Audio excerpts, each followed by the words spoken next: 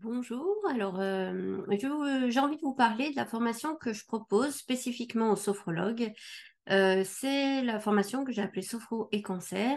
Elle a pour objectif de permettre à tous les sophrologues qui le souhaitent d'accompagner de façon pertinente, de façon consciente, de façon éclairée, un peu mieux les personnes atteintes de maladies graves et notamment de cancer au cours des différentes étapes de cette maladie et aussi d'accompagner les aidants dans ce cheminement. Alors, moi-même, je viens du milieu hospitalier et j'ai beaucoup, malheureusement, travaillé avec des gens atteints de maladies graves et notamment de cancer et même à des stades assez avancés. Et voilà, du coup, j'ai beaucoup réfléchi à l'apport de la sophro dans ces contextes-là. Et donc, je vous livre sur ces 2 jours de formation en visio un peu toutes mes connaissances, tout ce que j'ai pu réorganiser et qui pourrait vous être utile dans un contexte d'accompagnement de personnes atteintes de cancer. Alors, vous l'ignorez pas, hein, le cancer, c'est un mot qui fait peur. Culturellement, d'ailleurs, c'est assez franco-français, ça, on le verra dans la formation. Et du coup, moi, j'aime bien qu'on commence cette formation en étant bien ensemble et puis bien conscient et consciente qu'on n'est pas face à un truc facile, quoi, que qu'on se lance dans un truc qui déjà a un impact sur nous, qui a aussi une connotation négative socialement orchestrée. Enfin voilà, donc on fait un petit travail déjà de d'harmonisation de groupe que j'aime beaucoup dans l'introduction de cette formation. Ensuite, on va rentrer dans un processus très théorique. Alors, mais c'est ce processus qui va nous permettre de mieux comprendre, de mieux connaître, de mieux imaginer aussi ce que vivent les gens atteints de ces maladies-là, ce qu'ils vivent dès l'annonce de la maladie, les différentes étapes diagnostiques et thérapeutiques. Donc, c'est ce qu'on va voir, hein, les classifications des cancers, les étapes diagnostiques, les étapes thérapeutiques, les effets secondaires des traitements, la suite aussi des traitements, parce que souvent les traitements sont terminés, on pense que tout est fini, mais en fait non, en pratique, tout n'est pas fini, parce qu'il peut y avoir bien sûr encore des traitements, et c'est des traitements préventifs à ce moment-là, mais qui sont potentiellement lourds, on le verra. Et puis surtout, il va y avoir de la surveillance, et cette surveillance, elle est évidemment assez anxiogène, et ça me paraît très intéressant qu'on puisse en parler. Donc voilà, on va un peu mieux visiter la maladie cancéreuse et tout ce qu'elle comporte, et surtout tout ce qu'elle comporte d'inconfort pour les personnes qui la vivent. Du diagnostic jusqu'à la fin du suivi. Ensuite, on va évidemment parler de la sophro dans ses différents stades, à ses différents niveaux et pour ses différentes problématiques, ses différents inconforts.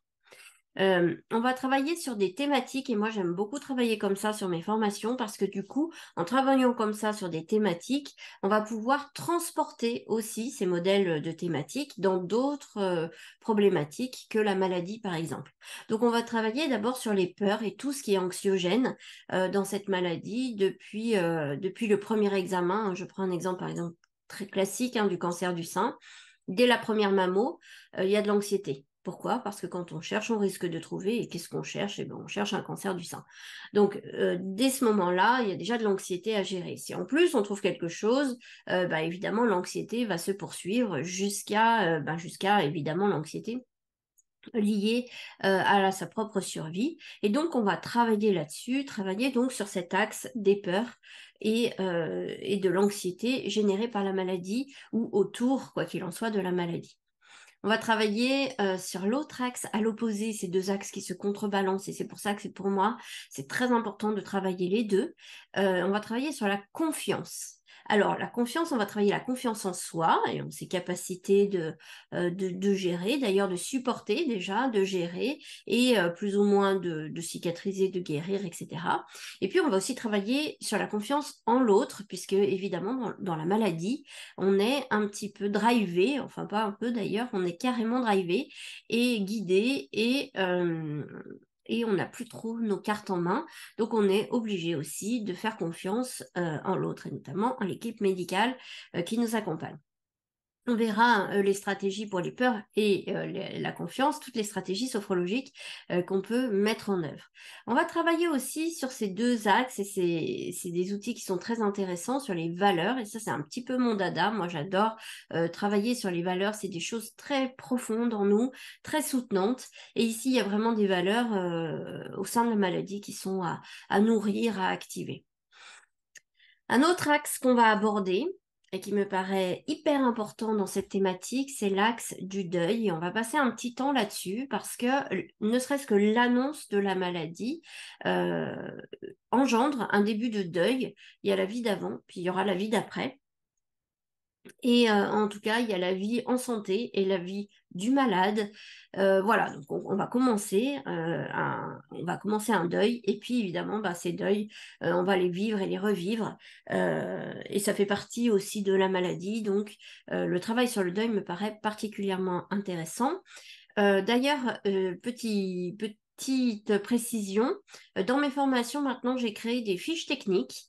Donc j'ai créé qui sont, voilà, je me suis bien fait plaisir à faire ça, elles sont assez jolies. Et c'est le cas pour le deuil. Il y a une fiche technique pour le deuil que je vous fournis. Évidemment, il y a un document de formation, mais il y a une fiche technique spécifique pour le deuil que vous pourrez utiliser évidemment voire même expliquer à vos patients, etc. Donc voilà. Ensuite, on va rentrer vraiment plus spécifiquement dans concrètement à quelle étape je fais quoi en sophro.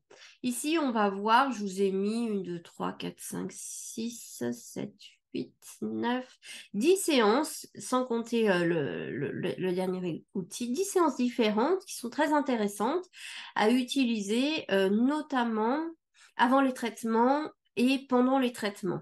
Il y a plein de choses à faire. C'est aussi une façon pour les personnes qu'on accompagne de récupérer leur capacité d'action et de ne pas être simplement passif lors du traitement et lors de toute la stratégie thérapeutique.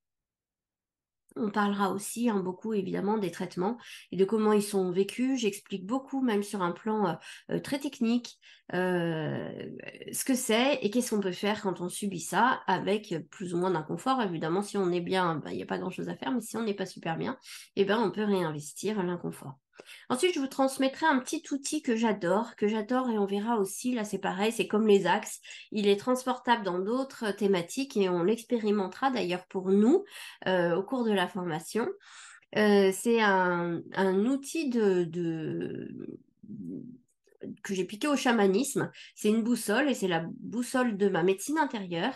Et j'aime beaucoup cet outil. Il est très pertinent dans plein d'endroits de la vie, mais notamment évidemment dans la maladie. Et vraiment, c'est un outil d'harmonisation de nous, des différentes dimensions de nous pour les mettre au service de notre projet, de notre objectif, ici de notre objectif de supporter les traitements, de soutenir la vie et de soutenir la vie d'après. On verra aussi évidemment comment spécifiquement orchestrer nos séances de sophro au cours de tous ces processus thérapeutiques. On parlera aussi, parce que ça me paraît très important pour celles et ceux qui veulent travailler dans ce domaine-là, on parlera des soins palliatifs et de ce que l'on peut proposer en termes de sophro dans un accompagnement palliatif. Pour moi, c'est à la fois difficile, l'accompagnement palliatif, mais c'est à la fois magnifique en fait de se trouver aussi à cet endroit-là de la vie qui compte et qui compte vraiment. Donc voilà, j'avais vraiment envie de parler de ça. Et puis ensuite, bien sûr, on travaillera pour apporter de la sophrologie pour les aidants, c'est-à-dire le mari, la femme, mais ça peut être aussi les enfants, ça peut être aussi les parents, bien sûr, mais le frère, la sœur, enfin bref, la personne qui est là et, euh, et qui doit trouver sa juste place entre les soins, entre l'amour, entre ce qu'elle vit, etc. Et donc voilà, on abordera évidemment la sophro aussi pour les aidants. Voilà, ben si vous avez envie, si cette formation vous tente, eh ben on s'y retrouve très prochainement avec grand plaisir pour grandir ensemble.